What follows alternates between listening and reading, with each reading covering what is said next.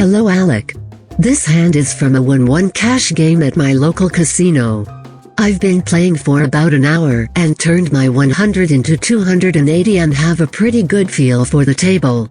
It was 7-handed, the guy to my left is an old fish, the small blind is an aggro player, the big blind is a play any 2 fish who has 1 pots with hands such as 7, 4 off and will call down with second pair plus. Under the gun and under the gun plus 1 are solid players, but under the gun plus 1 is slightly tilted from losing to the any 2 cards player numerous times. Villain is also a loose player who half an hour earlier won a hand with a straight flush 9 to king. Under the gun raises to 10, under the gun plus 1 calls, villain calls. I look down at queen 9 suited, both clubs. I feel it is a hand that has potential to flop big, especially being in position to most other players in the hand, where I can semi-bluff draws on certain boards to steal the pot or flop big, so I decide to call. The button folds, the small blind folds and the big blind completes to make it 5-way to the flop. To the flop. The flop comes 10 of clubs, jack of clubs, king of spades. So obviously not only do I flop the second nut straight, I also have an open-ended straight flush draw. The big blind checks, under the gun checks, under the gun plus 1 leads out for 16, the villain calls, so I decide to raise here as there is lots to get value from, such as smaller flush draws, straight draws and possible 2 pairs like king jack.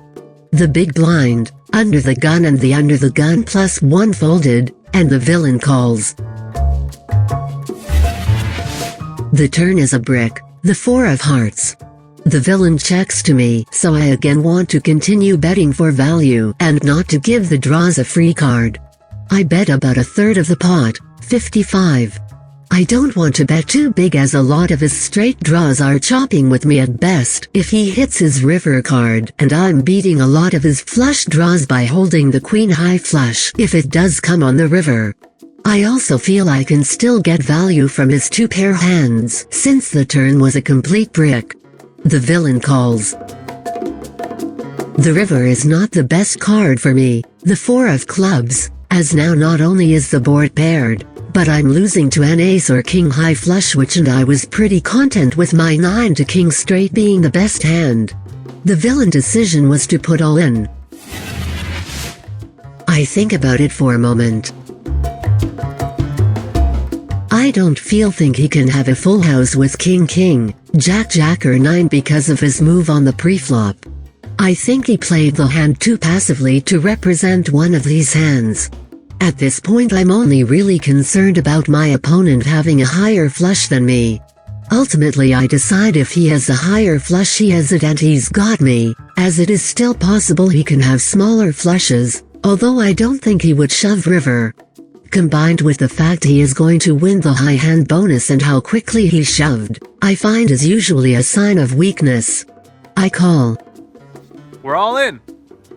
He is holding his hand in the air about to muck it. I catch a glimpse at one of his cards, the queen of spades, so he obviously missed his straight draw and bombed the river. Would you have bet bigger in certain spots? And was my thought process rational throughout the hand, as I'm not an experienced live player? I love this series guys, keep up the great work. Kindest regards, Kyle.